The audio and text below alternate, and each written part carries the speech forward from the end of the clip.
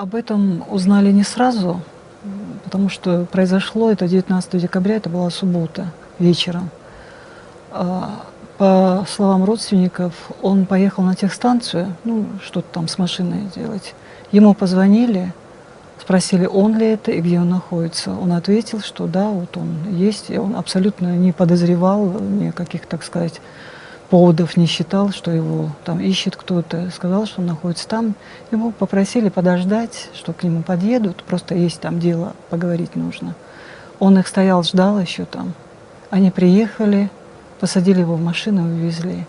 Но об этом стало известно спустя 3-4 дня. Родственники его искали по больницам, там, моргам, как у нас обычно, мало ли что произошло. И выяснилось, что он официально нигде не задержан, но они через свои какие-то источники, личные связи узнали, что он находится в каком-то из РОВД города Грозного. Никто не регистрировал это задержание. Кстати, он был задержан не один, оказалось где-то их там человек 8-10. Это люди, которые общались, ну, в группе в одной из социальных сетей. И по их словам, ну, речь была, что ему инкриминируют какое-то там участие в обсуждении. Но что это было за обсуждение, и что никто не может до сих пор предъявить. Я узнала об этом буквально на 3-й день, ну, в начале недели, и сразу же связалась с родственниками. Мы встретились и получила от них вот эту информацию. Они очень боялись огласки, потому что им уже говорили о том, если они куда-нибудь заявят и начнут активно искать, ну, через СМИ, полицию там, и так далее, прокуратуру, что могут сделать хуже. Ну, это такая практика. Так всегда всем внушают. Вот. Но потом мы встретились через день, мы были все время на связи, и один из задержанных вместе с ним был отпущен, и он передал, что он находится в очень тяжелом состоянии. Дело в том, что у Хизира были проблемы со спиной, с позвоночником. Он был избит, и он после этого избиения не мог вообще встать на ноги. Просто он лежал. И, конечно, они были очень напуганы, люди были в отчаянии. Дело в том, что у него просто нет родителей, нет брата, он один и 2 сестры. Даже нет вот близких родственников, там двоюродный дядя и так далее, тетя. И вот эти женщины в основном пытались как-нибудь вот искать. Мы общались все время. Честно говоря, в моей практике были эти вещи, и я знала, что время просто уходит. Если они его не отпустили, и тем более он находился в этом состоянии, вряд ли они захотели бы его предъявить вот в том виде, в какой они его привели. Потом был распущен слух, что он якобы сбежал. Представляете, человек, который просто не может ходить, якобы сбежал. Ну, я там разговаривала с людьми из мемориала, мы все время просто вместе какие-то эти вещи обсуждаем.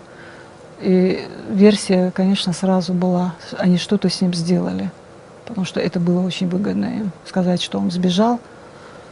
Ну и, к сожалению, наши худшие, так сказать, предположения сбылись, потому что я позвонила, они уже хотели написать и так далее, но буквально вот следом пришла эта информация, что его уже нашли убитым. Рошничу, это Урус-Мартановский район, это вообще далеко, представляете, в лесу, якобы он упал с обрыва. Ну, это просто ни в какие, как говорится, фантастика просто. Даже если бы он был здоров, это было бы невозможно. А уж тем более человек, который просто... Я его знала немного, и он все время вот ходил как-то, вот поднимал плечи, мне казалось, что он мерзнет. Я его спросила, что ты мерзляк, он сказал, нет, у меня проблемы со спиной. Знаете, у него 4 маленьких детей, старший только в школу пошел. И это человек, ну, знаете, он выпускник этого нефтяного института, потом пришел туда преподавать. Абсолютно человек, ну, понимаете, он не самоубийца, по крайней мере, у него дети. Даже если бы он захотел, там, чисто эмоционально, он абсолютно уравновешенный, трезвый человек, который бы отдавал себе отчет, чем это грозит, как минимум, его семье. Знаете, давно вот я не чувствовала вот этого, вот такое, не то, что даже слово тревога не подходит, что на пределе просто люди, вот на пределе. Кто-то разговаривает шепотом, у кого-то просто это, вот уже все силы, эмоции уже там, знаете, они выходят наружу. И, кстати, вот на похоронах Хизира было очень много людей. Пришло очень много даже незнакомых с этой семьей людей.